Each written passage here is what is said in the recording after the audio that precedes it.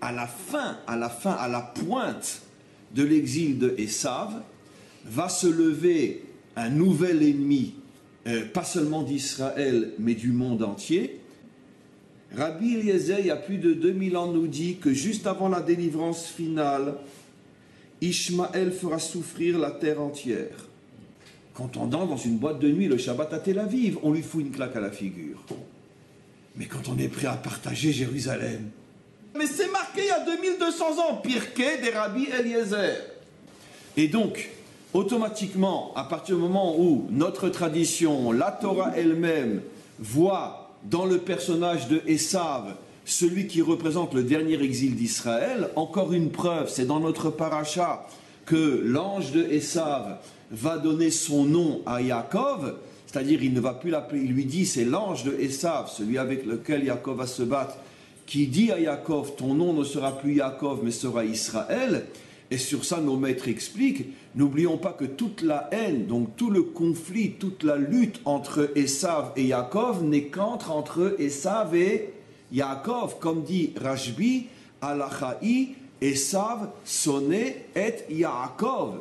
C'est une loi fondamentale, un des principes fondamentaux de l'histoire humaine, dit Rashbi, Esav haï Yaakov.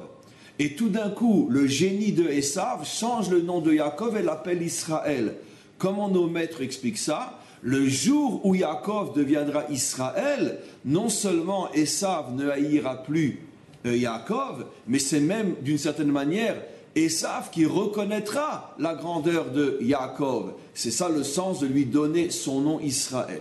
À la pointe de l'exil de Esav, va se lever un nouvel ennemi, pas seulement d'Israël, mais du monde entier.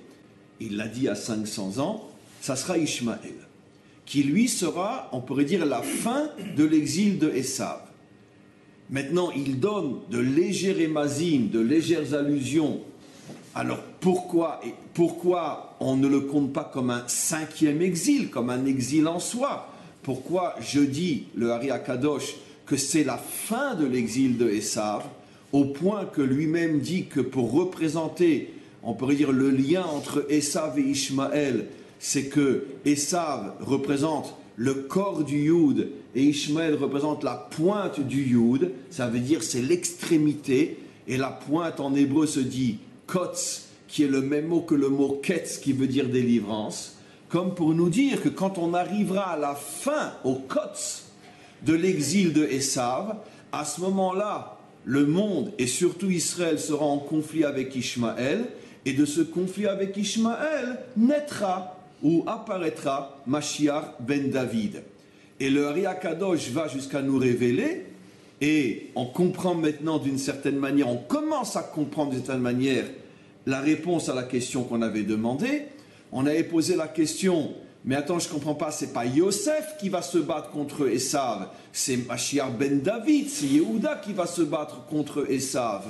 Et donc, la réponse est que non, Mashiach ben David, il va se battre contre l'extrémité de l'exil de Esav, qui est en vérité Ishmaël. Tandis que Yosef, lui, Mashiach ben Yosef, va se battre contre Esav avant que l'exil de Esav se transforme en exil d'Ishmaël. Parce que viendra un moment, regardez comment il transforme le mot Ishmaël, où Hachem entendra les gémissements et les plaintes du monde, pas d'Ishmaël. Il porte le nom de la souffrance qu'il va occasionner au monde.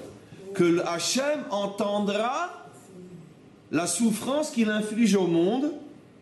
Mais ma she'atidin bene Israël asod ba'aretz ba'acharit hayamim. Moi j'enlève mes lunettes, je fais l'acteur de cinéma, je pleure. C'est pas possible, mais mon Dieu, mais c'est pas possible. Mais quel est ce peuple qui a des textes pareils? Mais c'est pas possible. Rabbi Eliezer, il y a plus de 2000 ans, nous dit que juste avant la délivrance finale, Ishmaël fera souffrir la terre entière. Et Hachem entendra la souffrance du monde. Israël était dedans. Si, mais je dis qu'ils ont fait tchouva. Israël était dedans. J'ai dit, Chaim, attends, toi aussi tu t'es trompé de journal, c'est pas possible. Le monde dit que Tel Aviv, Jérusalem sont des villes frappées par le terrorisme islamique.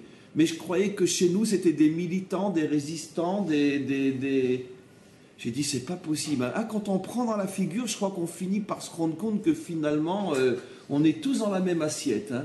J'ai dit, c'est pas possible. Vous vous rendez compte ce qu'un Bataclan est capable de faire? Même le monde, il fait échouva. Même le monde, il recommence à parler comme des humains normaux. Parce que sans le Bataclan, vous ne trouverez jamais, dans aucun journal dans le monde, que quand on parle des villes frappées par le terrorisme, on ose mettre, sacrilège, Tel Aviv. Mais Tel Aviv n'est pas frappée par le terrorisme. Tel Aviv, c'est une ville nazie frappée par des résistants qui veulent récupérer leurs terres. Comment tu savais, Rabbi Eliezer, que Ishmaël arriverait même à corrompre la haute cour d'injustice israélienne? Comment tu le savais, Rabbi Eliezer? Mais là, je deviens fou. Là, je deviens fou. Je regarde, je dis, mais il n'est pas truqué ce texte, mince alors.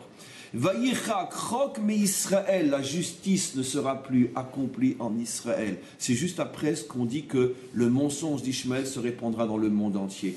Ils sont très forts, ils arrivent même à corrompre notre cour de justice. Ils sont vraiment très forts. Je préfère encore une claque que tu me dis, va dans la chambre de mon voisin.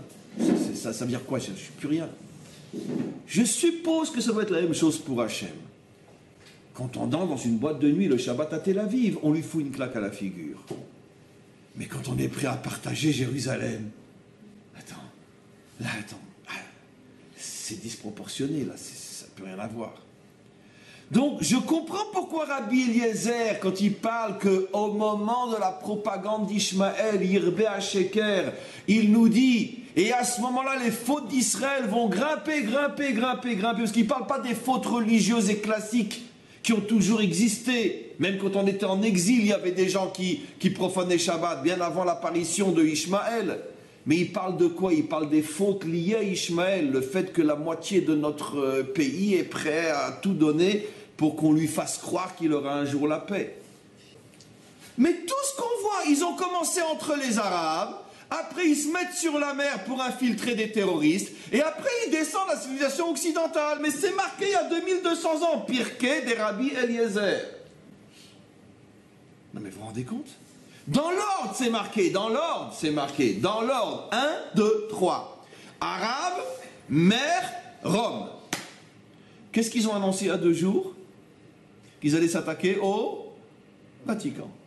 Bien que Rome, ici, tout le monde a compris que c'est pas Rome dans le sens d'Italie, qui n'est plus Rome aujourd'hui. Rome dans le sens de la civilisation romaine, qui est plutôt du côté de Washington ou de Moscou qu'en Italie. Mais voilà, tout est là. Tout est là. Tout le plan est là. Et attendez, mais le problème c'est que c'est pas tout à fait fini.